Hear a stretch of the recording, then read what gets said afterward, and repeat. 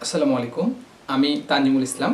আজকে আমরা আলোচনা করব ফিজিক্স স্থির তড়িৎ সেকেন্ড পেপারের দ্বিতীয় চ্যাপ্টার।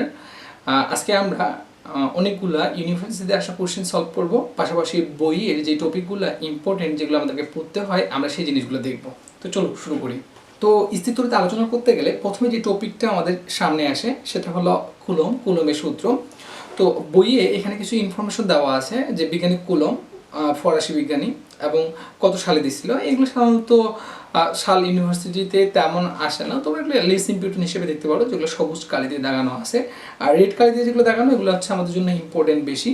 তো এখানে মেইনলি আমাদেরকে যে জিনিসটা দেখতে হবে সেটা হচ্ছে এই যে কুলম্বের বল দুইটা চার্জের গুণফলের সমানুপাতিক এবং মধ্যবর্তী দূরত্বের বর্গের ব্যস্তানুপাতিক, এই জিনিসগুলো আমাদেরকে লাগবে। এগুলা এই সম্পর্কগুলো বিভিন্ন ইউনিভার্সিটিতে আসে থাকে এবং এই সম্পর্কের অঙ্কগুলো আসে থাকে, আমরা এগুলোর দিকে কনসেন্ট্রেট করব। তো এই সমানুপাতিক থেকে যদি আমরা সমান লিখতে চাই, যে এখানে যেরকম যে এফ সমানুপাতিক Q1 Q2 by r square, সমানুপাতিক থেকে সমান লিখতে গেলে এখানে যে কনস্ট্যান্টটা নিয়ে আসতে হয় সেই কনস্ট্যান্ট কে ইকুয়াল হচ্ছে 1/4πε0। তো Q1 Q2 by r square আমাদের মেইন সূত্রটা দাঁড়ায় এটা। তো এইখানে যে 1/4πε0 আছে, এই 1/4πε0 কনস্ট্যান্টের মান, একক এবং এই যে শুধু এপসাইলন নট আছে যেটাকে আমরা ভেদ্যতা বলি, ভেদনযোগ্যতা সংক্ষেপে ভেদ্যতা বলি, এটার মান এবং একক আমাদেরকে পড়তে হবে। আমরা খেয়াল করলে দেখতে পাবো যে আমাদের বইয়ে এই টপিকটা আলোচনা করা আছে খুব ভালোভাবেই। 1/4πε0 এর মান হচ্ছে 9×10⁹ newton metre square by coulomb square, এর এককও জানতে হবে। আর এখানে এপসাইলন নট খেয়াল করে দেখো যে এখানে কিন্তু এই যে পুরো কনস্ট্যান্টের সঙ্গে এপসাইলন নট ভাগ আকারে আছে, তাহলে আমরা এখান থেকে বুঝতে পারি যে এই যে এপসাইলন নটটা আছে এই এপসাইলন নটের একক হবে এই পুরোটার এককের উল্টা। তাহলে খেয়াল করে দেখো এইটা এককে যদি আমরা উল্টায় দিয়ে দিই তাহলে কিন্তু এটা উল্টানো অবস্থায় দাঁড়ায় যে কুলমটা উপরে চলে যাবে, তাহলে coulomb square by newton metre square. আমরা একক এবং মান দুটো ভালো করে পড়বো। এরপরে এই সূত্রের ভেক্টর রূপ, এই সূত্রের ভেক্টর রূপের দিকে যদি আমরা খেয়াল করি, খেয়াল করে দেখো যে এটা ছিল আমাদের মান। আমরা জানি যে মানের সঙ্গে যদি আমরা ওর একক ভেক্টর গুণ করি তাহলে আমরা তার ভেক্টর রূপটা পাবো। তো এখানে এই যেটা আছে এটার সঙ্গে যদি আমরা এর একক ভেক্টর গুণ করি, দেখো একক ভেক্টর গুণ করলে আমাদের কি করতে হবে, ওই ভেক্টরকে ওই ভেক্টরের মান দ্বারা ভাগ করতে হবে। সেই ক্ষেত্রে তোমরা দেখো এখানে আর স্কয়ার এবং এখানে আর দুইটাকে যদি গুণ করি তাহলে কিন্তু হবে আর কিউব। তাহলে এখানে দাঁড়ায় Q1 Q2 আর কিউব ইনটু আর ভেক্টর, আর এখানে আমাদের কনস্ট্যান্ট 1/4πε0। তো এই যে কিউব থাকতেছে এটা ইম্পর্টেন্ট, আমরা অনেক সময় এটা ভুলে যাই বা ভুল করি, আমরা ভাবি যে কুলম্বের সূত্রে কিউব তো থাকে না। তো এটা আমাদেরকে মনে রাখার লাগবে। তারপরে এখানে যে ইম্পর্টেন্ট টপিকটা আসতেছে, দেখো এই যে ভেক্টর রূপের কথা বললাম এটা কিন্তু বিভিন্ন ইউনিভার্সিটিতে আসে, তোমরা খেয়াল করে দেখো যে এটা কিন্তু চট্টগ্রাম ইউনিভার্সিটিতে আসা কোশ্চেন। তো এটার দিকে আমরা কনসেন্ট্রেট করব। তো এই বল নিয়ে কথা বলতে গেলে একটা জিনিস এখানে আবার আসে, সেটা হচ্ছে আমরা যদি এর মান বের করতে চাই, আমরা খেয়াল করে দেখি এটা ইউনিভার্সিটিতে আসা কোশ্চেন। তো এই ইউনিভার্সিটি আসা কোশ্চেনটা খেয়াল করি আমরা যে দেখো এখানে বলা হয়েছে যে একক দূরত্বে এবং একক চার্জের মধ্যবর্তী বিদ্যমান যে বলটা আছে এর মান কত। তুমি দেখো যে চার্জগুলোর মান যদি 1 1 করে হয় তাহলে Q1 এবং Q2 মান হচ্ছে 1 1 করে এবং মধ্যবর্তী দূরত্ব হচ্ছে 1, তার মানে এই পোর্শনটা পুরোটারই মান হয়ে যাচ্ছে 1। তাহলে কিন্তু শুধু আমাদের কনস্ট্যান্টটা বাকি থাকে, আর আমরা জানি এই কনস্ট্যান্টের মান হচ্ছে 9×10⁹। দ্যাটস ওয়াই এর অ্যান্সার হচ্ছে 9×10⁹। এটা বিভিন্ন ইউনিভার্সিটিতে আসে, তোমরা খেয়াল করে থাকবা। আচ্ছা, তবে এখানে আরেকটা কথা তোমরা কনসেন্ট্রেট করবা, সেটা হচ্ছে এই 9×10⁹ যে কনস্ট্যান্টের মান এটা কিন্তু এসআই পদ্ধতিতে। আমরা যদি সিজিএসে যাই তাহলে কিন্তু এই কনস্ট্যান্টের মান 1, এই জিনিসটা খেয়াল রাখতে হবে। বিভিন্ন ইউনিভার্সিটির কোশ্চেন আসে থাকে এটার মান বা এই রিলেটেড অঙ্ক। তো আমাদের যদি সিজিএস বলা থাকে এবং এই যে এখানে বলের একক ডাইন ইউজ করা থাকে, আমরা জানি সিজিএস পদ্ধতিতে বলের একক হচ্ছে ডাইন, আর যদি ডাইন ইউজ করা থাকে তাহলে আমাদেরকে বুঝতে হবে যে এখানে এই কনস্ট্যান্টের মান আমরা 1 ধরব। আচ্ছা, তো এখানে আরেকটা কথা খেয়াল করার আছে আমাদের, যে দেখো এই যে বলটা আছে এই বলটা কিন্তু আকর্ষণ এবং বিকর্ষণ উভয় প্রকারই হয়ে থাকে। আমরা জানি সমধর্মী দুইটা চার্জ পরস্পরকে বিকর্ষণ করে এবং বিপরীতধর্মী দুইটা চার্জ পরস্পরকে আকর্ষণ করে। তোমরা খেয়াল করে থাকো যে যদি এই চার্জ দ্বয়ের মান একটা হয় পজিটিভ এবং একটা নেগেটিভ, তাহলে কিন্তু বলের মান মাল্টিপ্লাই করে আমাদের দাঁড়াবে নেগেটিভ। দেখো পজিটিভ নেগেটিভ পরস্পরকে আকর্ষণ করে, আর দুইটা বল পরস্পরকে আকর্ষণ করলে রেজাল্টটা হবে নেগেটিভ, কিন্তু এটা কি হবে আকর্ষণধর্মী। কিংবা নেগেটিভ পজিটিভ হলেও কিন্তু আকর্ষণধর্মী, এবং দুইটাই যদি পজিটিভ অথবা দুইটাই যদি আমাদের নেগেটিভ হয়, সেক্ষেত্রে খেয়াল করে দেখো আমাদের কিন্তু এখানে বলের মানটা আসবে পজিটিভ, এবং বলের মান যদি পজিটিভ হয় তাহলে এটা কিন্তু বিকর্ষণধর্মী। এটা কিন্তু আমাদের মূল বইয়ে আছে, আমরা মূল বই থেকে খেয়াল করব, এই যে এখানে এই কথাগুলো বলা আছে যে এফ এর মান নির্ণয় করব আমরা যদি ধনাত্মক রাশি পাই থাকি তাহলে এটা বিকর্ষণমূলক। ওকে, তো এই রিলেটেড অঙ্ক আরও আসে থাকে আমাদের মূল বইয়ে। এই রিলেটেড বেশ কিছু অঙ্ক আছে, আমরা এই অঙ্কগুলো দেখার চেষ্টা করব এবং কনসেন্ট্রেট করব এখানে কী কী তথ্য দেওয়া আছে। পাশাপাশি আমরা একটু ইউনিভার্সিটিতে আসা কোশ্চেনগুলো খেয়াল করি। দেখো এখানে বেশ কিছু ইউনিভার্সিটিতে আসা কোশ্চেন আছে, তার মধ্যে দেওয়া আছে যে দুটি সমান চার্জের মধ্যবর্তী দূরত্ব যদি আমরা অর্ধেক করি এবং চার্জ দ্বয়ের মান কমিয়ে যদি আমরা অর্ধেক করি, আচ্ছা তাহলে বলের মান কত হবে? আমরা জানি যে বল চার্জ দ্বয়ের গুণফলের সমানুপাতিক এবং দূরত্বের বর্গের ব্যস্তানুপাতিক। তো তাই যদি হয় তাহলে আমরা ইজিলি এই অঙ্কটা এভাবে করতে পারি। আমি কনস্ট্যান্টটা নিলাম না, কনস্ট্যান্টটা না নেওয়ার পিছনে একটা যুক্তিগত হচ্ছে, যখন আমি দুইটা ইকুয়েশনকে তুলনা করব তখন কনস্ট্যান্টগুলো মাল্টিপ্লাই যখন ডিভাইডেড আকারে থাকবে তখন কিন্তু কনস্ট্যান্টগুলো চলে যাবে, তো সেই কারণে আমি কনস্ট্যান্টটা নেই। আচ্ছা, তো চার্জগুলো যদি আমরা অর্ধেক করি তাহলে Q1 হয়ে যাবে হাফ, এবং ওই চার্জটাও হয়ে যাবে হাফ, এবং মধ্যবর্তী দূরত্বও কিন্তু আমরা হাফ করব, কিন্তু মধ্যবর্তী দূরত্বের উপর কি আছে আমাদের স্কোয়ার আছে, তাহলে কিন্তু আমরা এগুলো কাটে দিতে পারি, কাটে দিলে ফাইনালি কিন্তু 1 দাঁড়ায়। দ্যাটস ওয়াই বলের পরিবর্তন হচ্ছে না, বলটা কি হচ্ছে অপরিবর্তিত থাকতেছে। এর পাশাপাশি এই কোশ্চেনগুলো কিন্তু রিসেন্ট ইয়ারগুলোতে আসা, এই কোশ্চেনগুলো রিসেন্ট ইয়ারগুলোতে একটু বেশি আসে, আমরা সেদিকে খেয়াল করব। পাশাপাশি এখানে এই যে 16 সেন্টিমিটার দূরত্বে দুই মেরুবর্তী বিকর্ষণ বলটা দেওয়া আছে 12 ডাইন, এবং এদের দূরত্ব যদি আমরা 24 করি তাহলে বিকর্ষণ বলটা কত হবে? দেখো এখানে দূরত্বের বর্গের ব্যস্তানুপাতিক আমরা F2/F1, তো এখানে এই F2/F1টা আমরা এই পাশে পার করে দিয়ে দিছি, এবং এখানে তোমার হচ্ছে 1 থাকার কারণে এখানে হবে D2/D1², মানগুলো বসিয়ে দিলে আমরা অ্যান্সার পাই যাব। এরপর খেয়াল করি বাতাসে রাখা দুটি ধনাত্মক আধানের দূরত্ব হচ্ছে আমাদের 5 সেন্টিমিটার, এবং তাদের মধ্যে যে বলটা ক্রিয়া করে সেটা হচ্ছে 8 ডাইন। আচ্ছা, তারপরে এদের চার্জগুলা যদি একটা আরেকটা দ্বিগুণ হয় তাহলে ক্ষুদ্রতম চার্জটার মান কত? আমাদের সিজিএস পদ্ধতিতে বের করতে বলছে। তো খেয়াল করি এখানে কিন্তু আমরা কনস্ট্যান্টটা লিখিনি, কেন লিখিনি? আমরা জানি এই কনস্ট্যান্টটা সিজিএস পদ্ধতিতে এর মান হচ্ছে 1, এবং একটা চার্জের দ্বিগুণ, তাহলে আমরা একটা কিউ একটা 2Q ধরবো আর D², সেখানে যদি আমরা সব মান বসিয়ে দিই তাহলে এখান থেকে আমরা কিউ এর মান বের করতে পারবো। সিমিলারভাবে এই যে আমাদের চার্জের মান দেওয়া আছে এত কুলম এবং এত দূরত্বে অবস্থিত, বলের মান কত? এটা ইউনিভার্সিটিতে আসা কোশ্চেন, এগুলো আমরা দেখব। পাশাপাশিভাবে যে এত ব্যবধানে রাখা এত নিউটন বিকর্ষণ করে, তাহলে এদের প্রত্যেকটির বলের চার্জ তোমার হচ্ছে আধানের মান কত? তো সেখানে আমরা আধান যেহেতু একই, ওই জন্য Q1 এবং Q2কে আমরা কিউ লিখবো, ওই জন্য Q² হয়ে যাবে, এবং এখান থেকে আমরা কিউ এর মান বের করতে পারবো। এই কোশ্চেনগুলো যখন আমরা বিভিন্ন ইউনিভার্সিটিতে ক্যালকুলেটর ইউজ করতে পারতাম তখনকার আসা। দ্যাটস ওয়াই এখানকার কিছু ক্যালকুলেশন আছে যেগুলো হাতে সম্ভব না মনে হলেও বা দ্রুত সম্ভব না মনে হলেও এগুলো ক্যালকুলেটর ইউজ করা হতো। এখন তোমরা যেগুলো মোটামুটি হাতে দ্রুত করা যাবে এই টাইপের অঙ্ক আসার সম্ভাবনাই বেশি।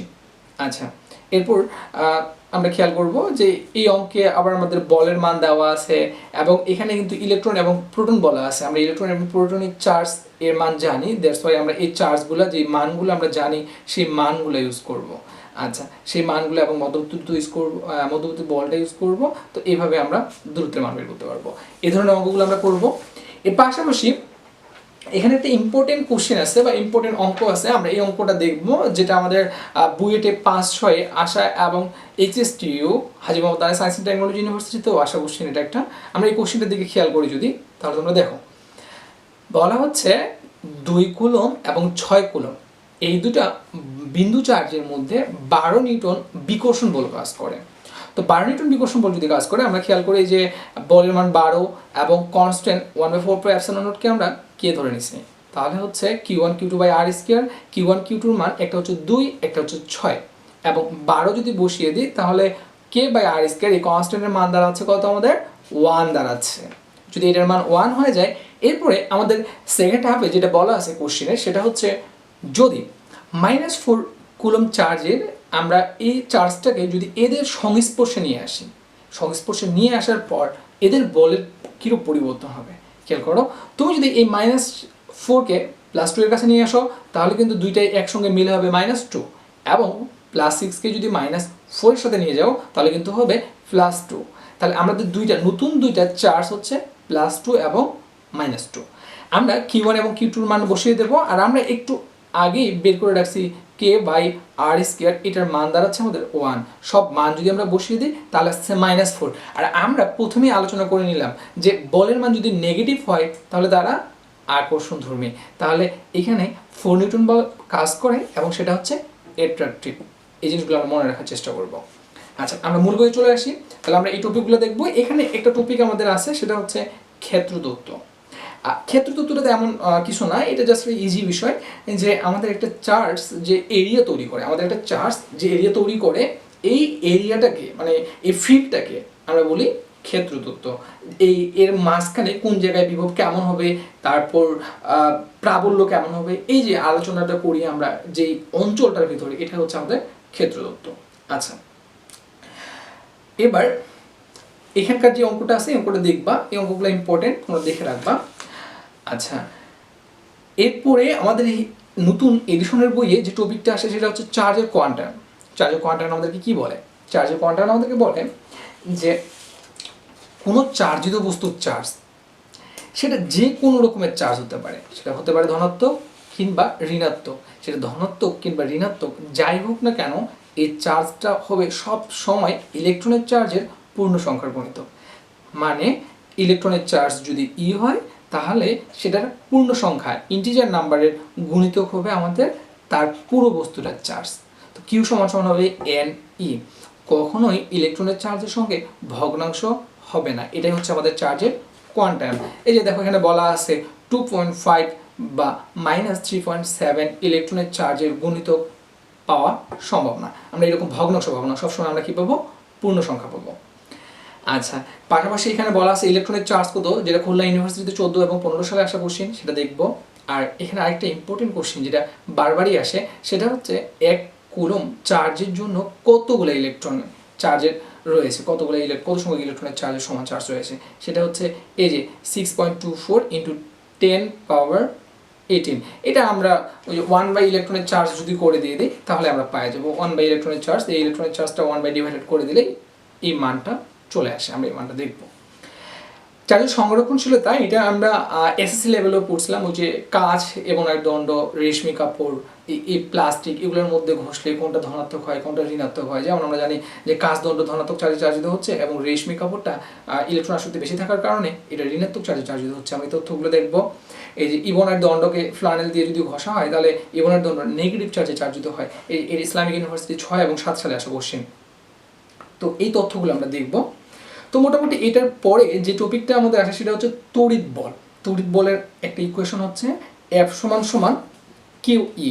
তার মানে আমরা যদি প্রাবল্যকে তার চার্জ দ্বারা গুণ করি তাহলে আমরা কি পাবো?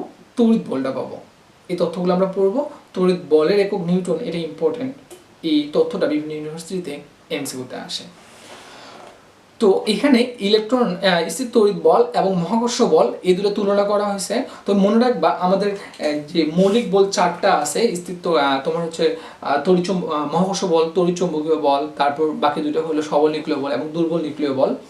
মনে রাখবা এই 4টা বলের মধ্যে মহাকর্ষ বল এবং তড়িৎচুম্বকীয় বলকে বিপরীত বর্গীয় বল বলা হয়, কারণ এটা দূরত্বের বর্গের ব্যস্তানুপাতিক। এই বিপরীত বর্গীয় বল এবং এদের মধ্যে অনেক মিল থাকার কারণে এদের মধ্যে আমরা তুলনা করি সাদৃশ্য এবং বৈসাদৃশ্য। এই তথ্যগুলো তোমরা পড়বা, এগুলো ইম্পর্টেন্ট। তো এখানে একটা কোশ্চেন আমাদের ঢাকা ইউনিভার্সিটিতে আসা হচ্ছে যে শূন্য মাধ্যমে দুটা ইলেকট্রনের মধ্যাকার যে তড়িৎ বল আছে এবং যে মহাকর্ষ বল আছে তাদের অনুপাত বা তুলনা কত। আচ্ছা, এই কোশ্চেনটার সলিউশন যদি আমরা দেখি তাহলে দেখো তোমরা যে এই কোশ্চেনটা আমাদের ইলেকট্রনের ক্ষেত্রে তুলনা করতে বলছে। তো ইলেকট্রন তড়িৎ বল এবং যদি গ্র্যাভিটি বলের মধ্যে তুলনা করি আমরা, তাহলে আমরা দুইটা সূত্রটা বসিয়ে দেব, অনুপাত করব এবং এই কনস্ট্যান্টের মান, এবং আমরা কি জানি যে এখানে কিন্তু এই বাই দূরত্ব আর বাই দূরত্ব দুটোই চলে যাবে, এবং এই মানগুলো যদি আমরা বসাই, ইলেকট্রনের ক্ষেত্রে ইলেকট্রনের চার্জ আমাদের জানা এবং ইলেকট্রনের ক্ষেত্রে ইলেকট্রনের ভর আমাদের জানা, এই ডাটাবেসগুলো বসাই দিলে আমরা এই সলিউশনটা পাবো। তো এগুলো অ্যাডভান্স লেভেলের ম্যাথ। তোমরা দেখো 16-17তে এটা ঢাকা ইউনিভার্সিটিতে আসা, খেয়াল করে দেখো 16-17তে কিন্তু ঢাকা ইউনিভার্সিটিতে ক্যালকুলেটর ব্যবহার নিষিদ্ধ ছিল, তারপরেও এ ধরনের কোশ্চেন আসছে। তো এই জিনিসগুলোতে আমাদের কনসেন্ট্রেট করতে হবে। ইউনিভার্সিটি ভর্তির ক্ষেত্রে একটা কথা খুবই গুরুত্বপূর্ণ, যে মেথগুলা বা যে অঙ্কগুলা ম্যাক্সিমাম স্টুডেন্ট পারবে না, সেগুলো যদি তুমি পারো, এবং সেটার সংখ্যা অনেক বেশি হতে হবে না, মাত্র কয়েকটা হতে হবে, যদি কয়েকটা তুমি বেশি করতে পারো তাহলে কিন্তু তোমার চান্স নিশ্চিত করা যায়। সেক্ষেত্রে কনসেন্ট্রেট করতে হবে, সহজগুলো ভুল করা যাবে না, যেগুলো সহজ সেগুলো কিন্তু আমাদেরকে অবশ্যই পারতে হবে। তো তড়িৎ বলের এই ইকুয়েশনের পরে আমাদের এখানে একটা তথ্য আসে, সেটা হচ্ছে চার্জের তড়িৎ বলের উপরিপাতন নীতি। তড়িৎ বলের উপরিপাতন নীতিটা কি? তড়িৎ বলের পরিপাতন নীতি হচ্ছে যে, মনে করো এখানে একটা ছোট্ট চার্জ রাখছো তুমি, তো এই ছোট্ট চার্জটা কোন একটা তড়িৎ ক্ষেত্রে আছে, মনে করো একটা বড় তড়িৎ ক্ষেত্রে আছে, এটা যদি ছোট্ট পজিটিভ চার্জ হয়, এটা যদি একটা বড় পজিটিভ চার্জ হয়, এই ক্ষেত্রের মধ্যে যদি থাকে তাহলে কি করবে, কি বিকর্ষণ করবে, এবং আরও যদি একটা ক্ষেত্র থাকে তাহলে কিন্তু এও বিকর্ষণ করবে। তাহলে এ কোথায় যাবে? এ যাবে এই দুই বলের লব্ধি বরাবর, ভেক্টর লব্ধি বরাবর, এই ভেক্টর লব্ধি বরাবর যাবে। এটাই আমাদের তড়িৎ বলের উপরিপাতন নীতি। তড়িৎ বলের উপরিপাতন নীতির ক্ষেত্রে এই যে দেখো এই ইকুয়েশনটা এবং চিত্রটা, এবং এখানে যে জানার বিষয়ে যে তথ্যগুলো আছে, এই তথ্যগুলো আমরা পড়বো, এগুলো আমাদের প্রয়োজনীয়। এরপর তড়িৎ ক্ষেত্র। তড়িৎ ক্ষেত্রের ক্ষেত্রে আমরা সংজ্ঞা, এবং এখানে পরক চার্জ একটা কথা বলা আছে, এটা ইম্পর্টেন্ট, এটা ইউনিভার্সিটিতে অনেক সময় আসে থাকে।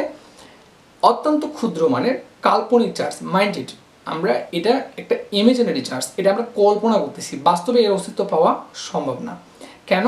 কারণ এমন একটা চার্জ কল্পনা করতেছি যে কোনো ক্ষেত্র তৈরি করবে না, কোনো ফিল্ড তৈরি করবে না, যে কারো উপরে কোনো প্রকার প্রভাব বিস্তার করবে না, এই ধরনের চার্জ পাওয়া সম্ভব না। এই জন্য এটা আমাদের কাল্পনিক, আমরা ক্যালকুলেশনের সুবিধার্থে এই চার্জটাকে কল্পনা করে থাকি, এটাকে বলা হয় পরক চার্জ। আচ্ছা, তো এই তড়িৎ ক্ষেত্র ইলেকট্রিক ফিল্ডের আমরা একক দেখার চেষ্টা করব। এখানে একক হিসেবে নিউটন পার কুলম্ব ইউজ করতে পারি, অথবা আমরা ভোল্ট পার মিটার ইউজ করতে পারি।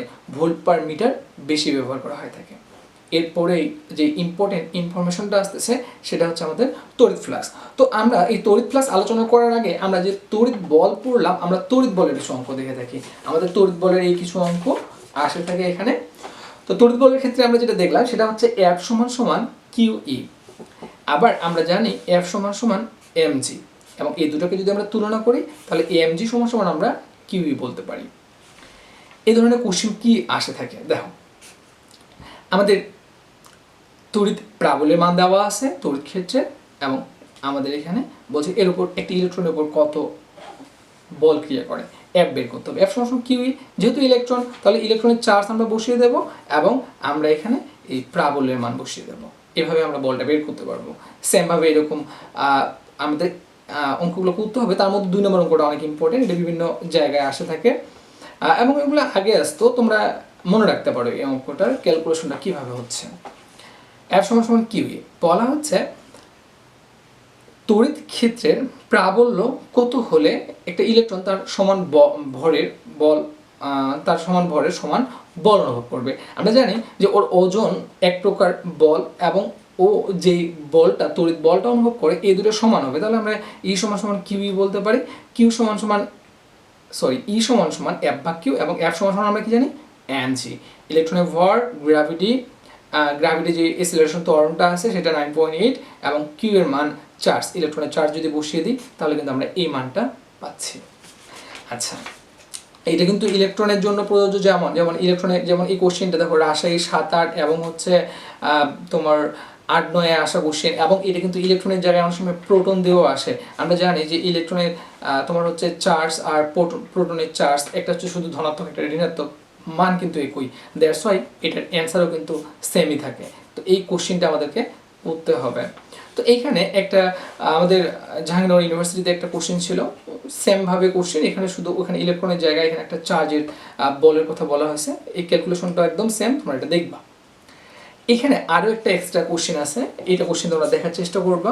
রাজশাহী ইউনিভার্সিটিতে আসা কোশ্চেন ছিল যে 0.75 গ্রাম ভরের একটি ক্ষুদ্র বল এর আমাদের হচ্ছে এই এত চার্জের একটা ধনাত্মক আধান বহন করতেছে। তো সুতার সাহায্যে আমরা নিম্নমুখী তড়িৎ ক্ষেত্রে ঝুলিয়ে রাখা হয়েছে। তো তড়িৎ ক্ষেত্রটা হচ্ছে নিম্নমুখী, সেখানে ঝুলিয়ে রাখা হয়েছে একটা সুতার সাহায্যে। আচ্ছা, তো তড়িৎ প্রাবল্য এত হলে সুতার টান কত নির্ণয় করো। এখানে তড়িৎ প্রাবল্যের মান দেওয়া আছে, তুমি খেয়াল করে দেখো যে এখানে সুতার টান উপরের দিকে অনুভব করবে, এবং এখানে বলা আছে নিম্নমুখী তড়িৎ ক্ষেত্র, তার মানে এই তড়িৎ ক্ষেত্রটা নিচের দিকে ক্রিয়া করবে, পাশাপাশি এর যেই ভরটা আছে এই ভরটাও নিচের দিকে ক্রিয়া করবে। তাহলে সুতার টানের বিপরীতে কারা কারা কাজ করতেছে, এই এর ওজন এবং এর যে তড়িৎ ক্ষেত্র আছে এই বলটা কিউ ই। আমরা যেহেতু এখানে চার্জের কথা বলে দিয়ে দিছি, আমরা কিউ এর মান জানি, এবং এখানে আমরা ভরের কথা বলা আছে, আমরা ভরের মান বসিয়ে দেব, জি এর মান আমরা জানি, এবং ই এর মান এখানে দেওয়া আছে। এই তথ্যগুলো বসিয়ে দিলে আমরা উত্তর পাই যাব। এই ধরনের ম্যাথগুলো আমরা করব। আচ্ছা, এরপর দেখো আমাদের এরপরে যে এখানে টপিকটা আসে সেটা হচ্ছে তড়িৎ ফ্লাক্স। তড়িৎ ফ্লাক্স কি? আমরা ম্যাগনেটিক ফ্লাক্স, আমরা অনেক সময় চৌম্বক ফ্লাক্স এবং তড়িৎ ফ্লাক্স বলে থাকি যে একক ক্ষেত্রফলে, মনে করো এটা যদি 1 মিটার স্কয়ার হয়, এই একক ক্ষেত্রফলের ভিতর দিয়ে কতগুলো বলরেখা প্রবেশ করতেছে এটাকে আমরা বলি ফ্লাক্স। এবং সেটা যদি তড়িৎ বলরেখা হয় তাহলে আমরা কি বলে থাকি এটাকে? আমরা এটাকে তড়িৎ ফ্লাক্স বলে থাকি। আচ্ছা, এখন তোমরা একটু খেয়াল করো যে এই তড়িৎ ফ্লাক্সের একক newton metre square per coulomb, এটা ঢাকা ইউনিভার্সিটি এবং 16 এবং 17তে আসা কোশ্চেন। তো এই কোশ্চেনটা তোমরা দেখবা, 16 17তে আসা কোশ্চেন। এই কোশ্চেনটার পরে এইখানে দুইটা ইম্পর্টেন্ট ইনফরমেশন দেওয়া আছে। আমরা আগে কিন্তু সোলিনয়েড পড়ছিলাম। সোলিনয়েড বলতে কি পড়ছিলাম, যে এই যে একটা তার যার ভিতর দিয়ে তড়িৎ প্রবাহ হচ্ছে, এ তখন কি করবে, কিছু ফ্লাক্স তৈরি করবে, ম্যাগনেটিক ফ্লাক্স বা বলরেখা তৈরি করবে। বলরেখাগুলো কি হবে, রাউন্ড রাউন্ড রাউন্ড রাউন্ড করে হবে, এর চারদিকে রাউন্ড রাউন্ড করে হবে। তো এটার সঙ্গে যদি সমান্তরালে কোনো কিছু রাখো, মনে করো এটা একটা তল সমান্তরালে রাখছি, তাহলে দেখো এইখানে কিন্তু যে বলরেখাগুলো তৈরি হবে সেগুলো কিন্তু রাউন্ড রাউন্ড করে যখন ঘুরবে তখন কিন্তু সমস্ত বলরেখা কি হবে, এটার ভিতরে প্রবেশ করবে। তো যদি সমান্তরালে থাকে তাহলে সমস্ত বলরেখা প্রবেশ করবে, আর সমস্ত বলরেখা যদি প্রবেশ করে তাহলে কি ফ্লাক্সের মান হবে সর্বাধিক। কিন্তু এটার সঙ্গে এই তারটার সঙ্গে এটা যদি লম্ব বরাবর থাকতো, আগে ছিল সমান্তরাল, এবার সমান্তরাল না, লম্ব বরাবর। ধরে নিই এই যে তলটা আছে এই তলটা খুবই চিকন, একদম খুবই চিকন। তো যদি এটা এইভাবে রাউন্ড রাউন্ড করে ঘুরে তাহলে কিন্তু তুমি দেখো যে এটা যদি খুবই চিকন হয় তাহলে এর ভিতরে কোনো বলরেখা প্রবেশ করবে না, আর বলরেখা প্রবেশ না করলে ফ্লাক্সের মান হবে 0। এটা আমাদের বেগম রোকেয়া ইউনিভার্সিটিতে 17 18তে এবং রাজশাহী ইউনিভার্সিটির এইচ ইউনিটে যেটা আগে ছিল ইঞ্জিনিয়ারিং অনুষদ, সেখানে কিন্তু 17 18তে আসা কোশ্চেন। তো এই কোশ্চেনগুলোর দিকে আমরা কনসেন্ট্রেট করব। পাশাপাশি তো আমরা কিন্তু তড়িৎ ক্ষেত্র পড়ে আসলাম। তড়িৎ ক্ষেত্রের ক্ষেত্রে মনে রাখবা যে কোনো তড়িৎ ক্ষেত্রে মান ও দিক যদি সর্বদা সমান থাকে তখন সেটাকে আমরা বলি সুষম তড়িৎ ক্ষেত্র। জাহাঙ্গীরনগর ইউনিভার্সিটিতে 11-12 শিক্ষাবর্ষে আসা কোশ্চেন। তো আমরা বলরেখা নিয়ে অলরেডি আলোচনা করলাম। তো বলরেখা বলতে কি হচ্ছে, এই যে আমাদের রাউন্ড রাউন্ড করে তৈরি হচ্ছে যেগুলোকে আমরা বলতেছিলাম, এই বলরেখাগুলো কিন্তু আমাদের কাল্পনিক। তো এই বলরেখা আমাদের অবতারণা বা এটা সম্পর্কে আমাদেরকে জানান হচ্ছে ফ্যারাডে। তো এই ফ্যারাডে আমাদের লাগবে, এটা হচ্ছে বাংলা ভাষা নেই, সায়েন্স অ্যান্ড টেকনোলজি ইউনিভার্সিটিতে 15-16 কোশ্চেন। তো আরও কিছু কোশ্চেন আছে। একটা বিচ্ছিন্ন ধনাত্মক বিন্দু চার্জের বলরেখা কি হবে, বহির্মুখী হবে। বিষয়টা কেমন, বিষয়টা হলো যে এই যে এটা যদি একটা চার্জ হয় তাহলে এর যে বলরেখাগুলো তৈরি হবে এগুলো কীরকম হবে, এই যে এরকম করে বাইরের দিকে হবে, সেটা ধনাত্মক হোক কিংবা ঋণাত্মক হোক, এগুলো হবে বহির্মুখী। তো এই জিনিসটা নিয়ে এখানে বলা আছে, এই জিনিসটা তোমরা খেয়াল করবা।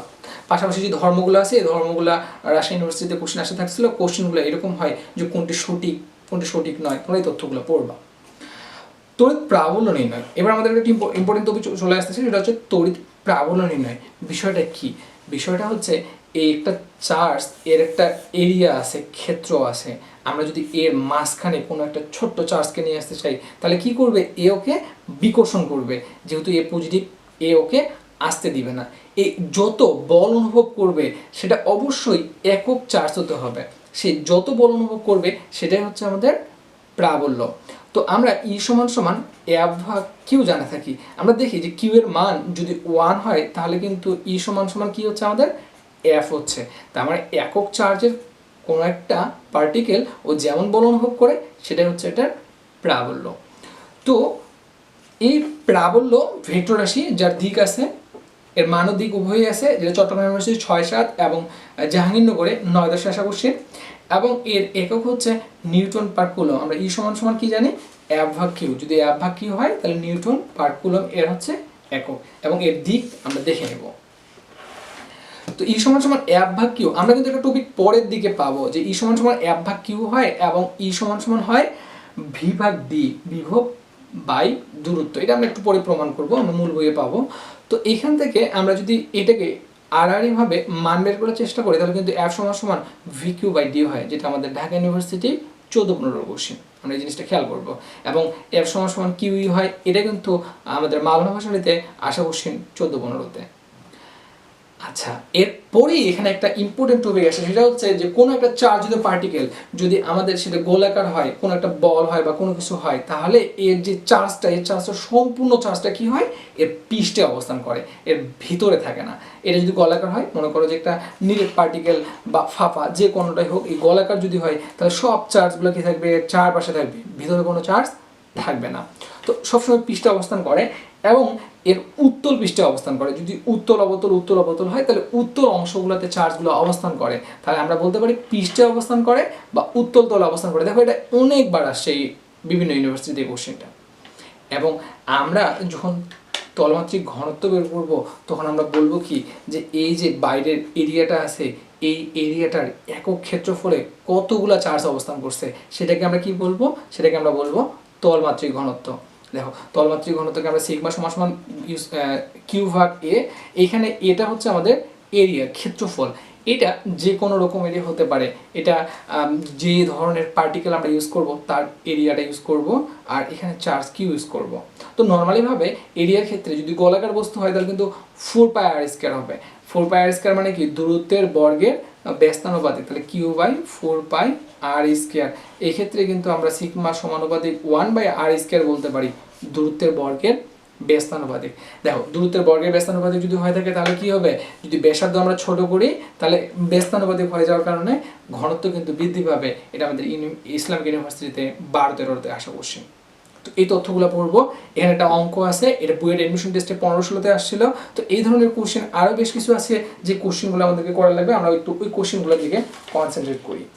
তো চার্জের তলমাত্রিক ঘনত্বের ক্ষেত্রে এখানে বেশ কিছু দেওয়া আছে, তোমরা এই তথ্যগুলো দেখে নিবা যে বিভিন্ন আকারের বস্তুর জন্য এর ক্ষেত্রফলটা বিভিন্ন রকমের হয়ে থাকে। তো গোলকের ক্ষেত্রে সাধারণত 4πr² হয়ে থাকে। দেখো এই যে এই তথ্যটা এবং এই ধরনের কোশ্চেন যেটা জাহাঙ্গীরনগর ইউনিভার্সিটিতে আসছিল, সেটা হচ্ছে দুইটার ব্যাসার্ধ দেওয়া ছিল, দুইটার চার্জ দেওয়া ছিল, বলছিল এদের তলমাত্রিক ঘনত্বের অনুপাত করো, দুইটাকে ডিভাইডেড করে দিলে আমরা সলিউশন বের করতে পারি। তো তোমরা এই ধরনের কোশ্চেনগুলো দেখার চেষ্টা করবা। পাশাপাশি ডিরেক্ট অঙ্ক আসে থাকে, যেরকম এই যে ইসলামিক ইউনিভার্সিটিতে আসা কোশ্চেন, ক্ষেত্রফল দেওয়া আছে এবং চার্জ দেওয়া আছে, আমরা বসাই দিয়ে যদি ডিভাইডেড করি তাহলে আমাদের চলে আসবে। এই ধরনের অঙ্কগুলো আমরা দেখব।